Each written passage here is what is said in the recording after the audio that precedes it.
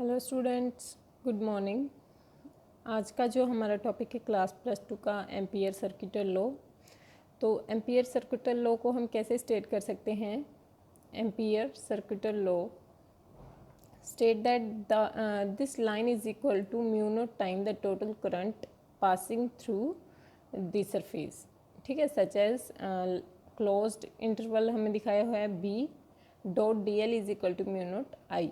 तो होता क्या है कि हमारे पास क्या है, हम इसे कैसे स्टेट कर सकते हैं? द इंटीग्रल या फिर लाइन इंटीग्रल। लाइन इंटीग्रल क्या है हमारे पास? डीएल। जो लाइन इंटीग्रल है ऑफ अ मैग्नेटिक फील्ड, किसी भी मैग्नेटिक फील्ड, अगर हमारे पास मैग्नेटिक फील्ड हम बनाएंगे तब तो हमारे पास कुछ लाइन इंटीग्रल आएगा ना। तो मैग्नेटिक फील्ड जो है लाइन इंटीग्रल का, वो किसके? Over a closed surface. हमारे पास सरफेस रहेगा क्लोज, जैसे कि हमने गोज़ लॉ में किया था। ठीक है, क्लोज सरफेस में जो लाइन इंटीग्रल है मैग्नेटिक फील्ड का, वो किसके इक्वल है? Mu naught time current enclosed. ठीक है, जो म्यू नॉट हमारे पास टाइम है उस म्यू नॉट टाइम के current, mu naught time the current total current के इक्वल है। ठीक है, तो यहाँ से हम इसे इस तरह से लिख सकते हैं। फिर जो क्लोज्ड इंटरवल हमारे पास ये हो गया। ठीक है, और magnetic field B D L line integral किसके इक्वल है? Mu naught I, mu naught time the total current. Line integral of magnetic field, ठीक है, line integral of magnetic field over a closed surface, ठीक है, is equal to mu naught time to the current total current. ठीक है, तो यहाँ से ये डेफिनेशन से हमारे पास ये क्लियर हो जाता है। उसके बाद अगर हम इसे प्रूफ करेंगे, हमारे पास ये कैसे आता है? तो प्रूफ करने के लिए सबसे पहले हम मान लेते हैं कि हमारे पास कोई एक लाइन है। ठीक है, एक वायर है, ये मान लीजिए हमारे पास कोई वायर है, तो इसमें से करंट फ्लो हो रहा है। ठीक है, अब अगर वायर में से करंट फ्लो हो रहा है, तो हमने बात की थी अगर किसी वायर में करंट फ्लो होएगा तो वहाँ पे उसकी सराउंडिंग में क्या होता है? मैग्नेटिक फील्ड क्रिएट हो जाता है। ठीक है, तो यहाँ पे मैग्नेटिक फील्ड इसका किस तरह से क्रिएट होएगा?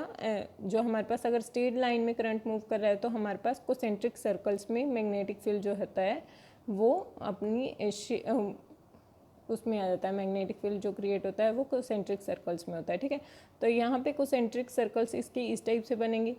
अब राइट हैंड थंब रूल से हम पता लगा सकते हैं, है ना, कि इसकी डायरेक्शन क्या होएगी। तो ये हमारे पास क्या है?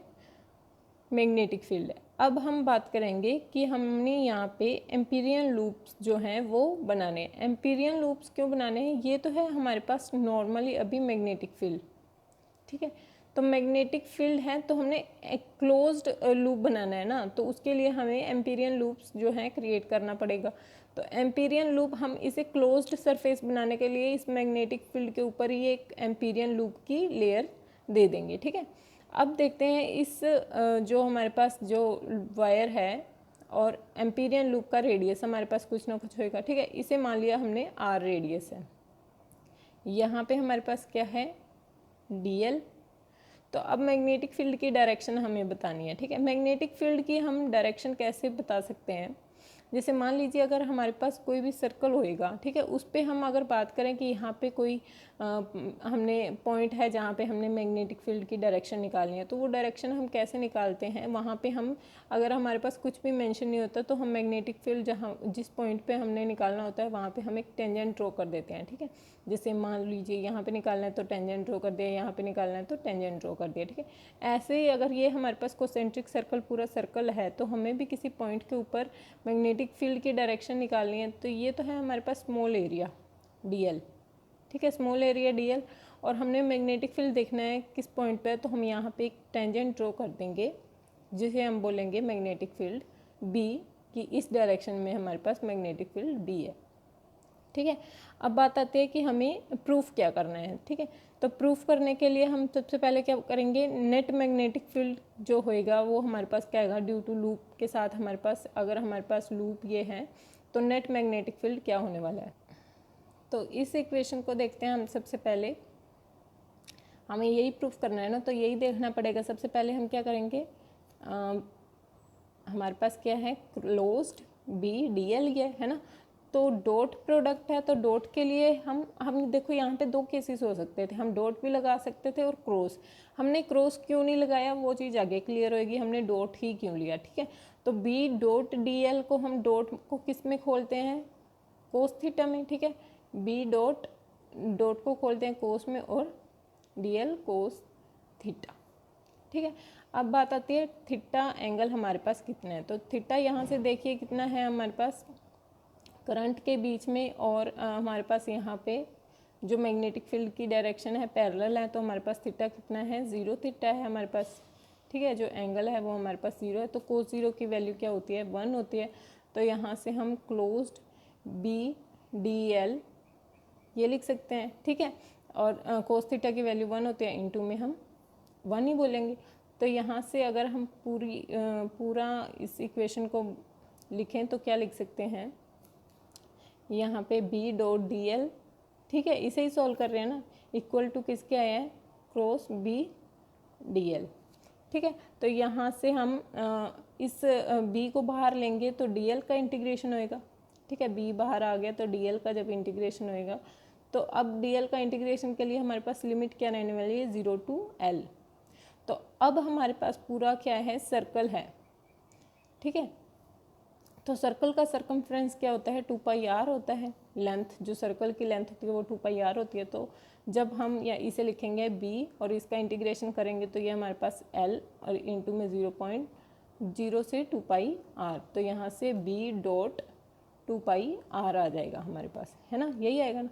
तो हम इस पूरी इक्वेशन को क्या लिख सकते हैं, closed surface B dot D L equal to में 2 पाई आर इंटू में बी, ठीक है। इसे मान लेते हैं हम अपनी फर्स्ट इक्वेशन, ये हमारे पास क्या हो गई फर्स्ट इक्वेशन। सेकंड इक्वेशन क्या बनेगी, एक चीज़ और होती है हमारे पास, जैसे कि हमने मैग्नेटिक फील्ड निकाला था पीछे एक्सिस ऑफ सर्कुलर कॉइल के ऊपर, ऐसे ही हमारे पास magnetic field near the centre of wire जो वैल्यू होती है वो होती है B dot B is equal to 2 mu naught I upon में 4 पाई, ठीक है। ये एप्लीकेशन होती है बायट-सावर्ट्स लॉ में, ठीक है। तो वहाँ पे magnetic field near the centre of wire हमारे पास ये इक्वेशन आती है, तो वहाँ से हम ये बी की वैल्यू जो है इसे सेकंड मान के यहाँ पे पुट कर देंगे, ठीक है। तो जब हम बी की वैल्यू यहाँ पे पुट करेंगे तो हमारे पास क्या आएगा, ये होती है 4 पाई, और इनटू में इस बी की वैल्यू हमने पुट की है ना, तो इनटू में ये वाला 2 पाई आर आ जाएगा हमारे पास, ठीक है। तो यहाँ से ये भी आर, यहाँ से 2 पाई आर से 2 पाई आर कैंसिल आउट हो जाएगा, है ना। तो यहाँ से यहाँ पे 2 बच गया, ये 2 से 2 कैंसिल हो गया, तो हमारे पास क्या आएगा, बी जो वैल्यू आ जाएगी वो आ जाएगी closed surface B dot D L ये वाला, और यहाँ पे हमने बी की वैल्यू पुट की है, तो हमारे पास यहाँ से वैल्यू क्या आई है, म्यू नोट आई आई है, तो म्यू नोट आई आ जाएगा, ठीक है, म्यू नोट आई। तो ये क्या हो गया हमारे पास, ये यही वाली इक्वेशन बन के आ गई, ठीक है। Closed surface magnetic field of line integral is equal to mu naught time currents, ठीक है। तो ये हमारे पास एम्पियर सर्किटल लॉ है जो कि हमारे पास प्रूफ हो गया है। इसके बाद इसकी एप्लीकेशंस हैं, नीचे कुछ दे रखी हैं, आप उन्हें एक बार रीड करना, और अगर कुछ ना समझ आया तो आप पूछ लेना, ठीक है। बड़ी सीरियस कर लें, हाँ जी, ये नीचे इसकी कुछ एप्लीकेशंस दे रखी हैं, ठीक है। तो ये आप एक बार देख लेना, बाकी ये हमारे पास रिज़ल्ट जो है वो यही आया है निकल के, ठीक है। क्या आया result, B dot D L is equal to mu naught I, ठीक है। सो आज के लिए इतना, बाकी करेंगे हम अपने नेक्स्ट वीडियो में। Thank you.